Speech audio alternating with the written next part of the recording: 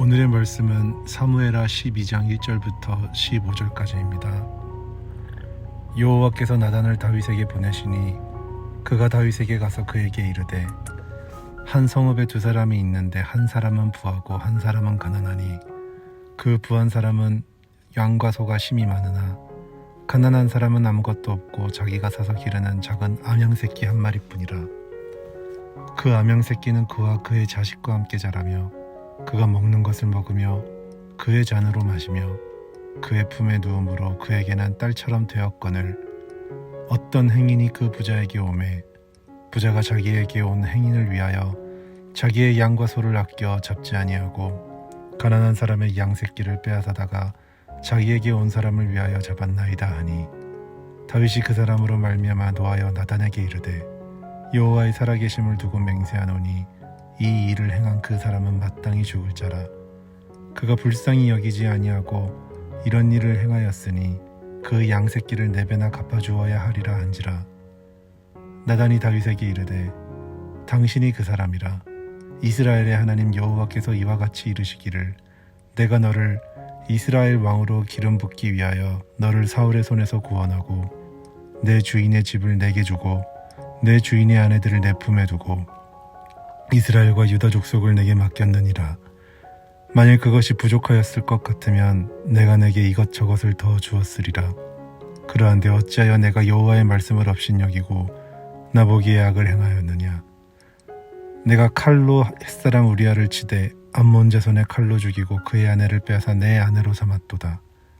이제 내가 나를 업신여기고 햇사람 우리아의 아내를 빼앗아 내 아내로 삼았은즉 칼이 내 집에서 영원토록 떠나지 아니하리라 하셨고 여호와께서 또 이와 같이 이르시기를 보라 내가 너와 내 집에 재앙을 일으키고 내가 내 눈앞에서 내 아내를 빼앗아 내 이웃들에게 주리니 그 사람들이 내 아내들과 더불어 백주에 동침하리라. 너는 은밀히 행하였으나 나는 온 이스라엘 앞에서 백주의 일을 행하리라 하셨나이다 하니 다윗이 나단에게 이르되 내가 여호와께 죄를 범하였노라. 하매 나단이 다윗에게 말하되 여호와께서도 당신의 죄를 사하셨으니 당신이 죽지 아니하려니와 이 일로 말미암아 여호와의 원수가 크게 비방할 거리를 얻게 하였으니 당신이 낳은 아이가 반드시 죽으리다 하고 나단이 자기 집으로 돌아가니라. 우리아의 아내가 다윗에게 낳은 아이를 여호와께 치심에 심히 앓는지라. 아멘.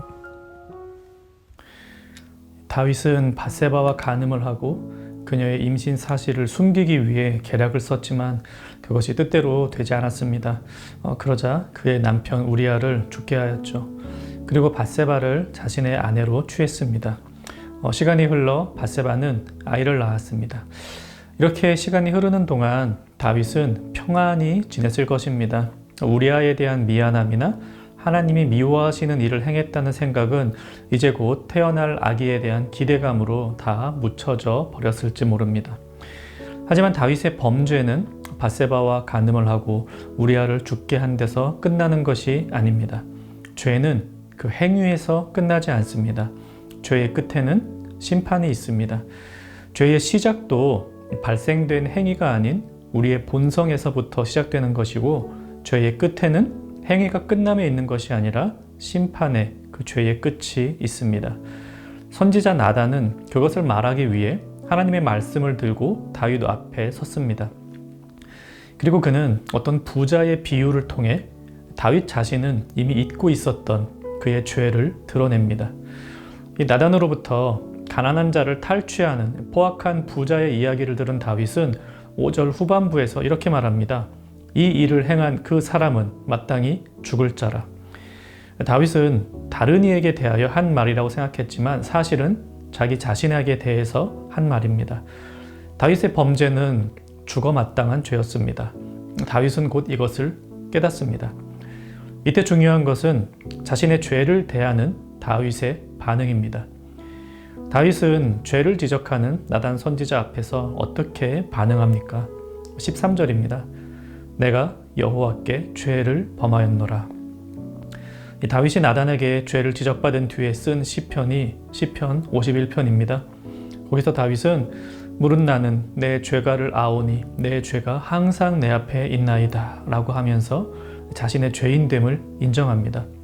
또 우슬초로 나를 정결하게 하소서. 내가 정하리이다. 나의 죄를 씻어주소서. 내가 눈보다 희리이다. 라고 하나님 앞에 간청합니다.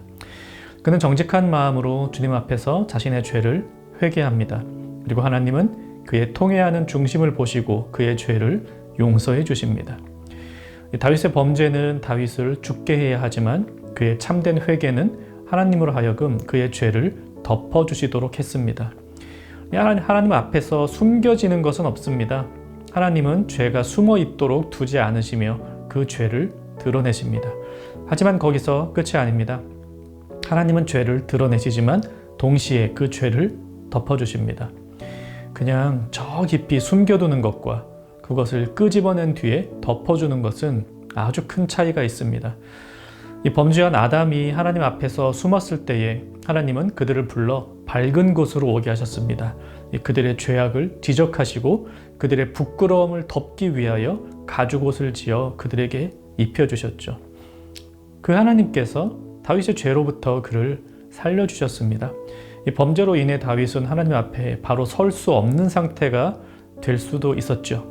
그는 큰 절망 가운데 빠져 다시는 헤어나오지 못할 수도 있었습니다. 그래서 그는 다시는 하나님 앞에 서지 못할지도 몰랐어요. 죄의 조성자인 사탄이 궁극적으로 바라는 것이 바로 그것입니다. 죄악 때문에 하나님 앞에 서지 못하게 만드는 것. 하지만 다윗은 담대하게 자신의 죄악을 들고 하나님 앞에 나갔으며 죄의 사함을 받았습니다. 우리도 그렇습니다. 사탄은 죄 때문에 하나님 앞에 못 간다고 우리를 다그칩니다. 하지만 우리의 죄에도 불구하고 우리는 하나님 앞에 나아가 그분께 용서를 구하며 새로운 영을 달라고 기도해야 합니다. 이 죄를 피하고 살 수 있는 사람도 없으며 죄에서 완전한 자유를 얻고 사는 사람도 없습니다. 이 그리스도인이라면 누구나 죄를 미워하지만 동시에 죄를 사랑합니다. 그래서 우리는 범죄하죠. 그때 하나님 앞에서 죄를 고백하고 회개해야 합니다. 죄가 있지만 없는 척 살아갈 수는 없습니다. 회개하며 그 죄를 짓지 않기로 다짐해야 합니다. 어제의 죄를 오늘 또 지었다 해도 또 회개하며 하나님 앞에 또 고백해야 합니다. 하나님은 우리가 죄악이 없는 척 하나님으로부터 멀어지기를 바라지 않으시고 죄악을 가진 채 그분께 나아와 깨끗게 해달라고 간청하기를 원하십니다. 우리 말씀 생각하며 같이 기도합시다. 나의 죄를 스스로 덮어두지 말고 주님 앞에 나와 회개하게 하소서. 또 말과 생각과 행동이 하나님 보시기에 지금보다 더 거룩한 그런 삶을 살게 하옵소서. 오늘 하루 하나님께 더 가까이 나아가는 청년가족 되시기를 바랍니다.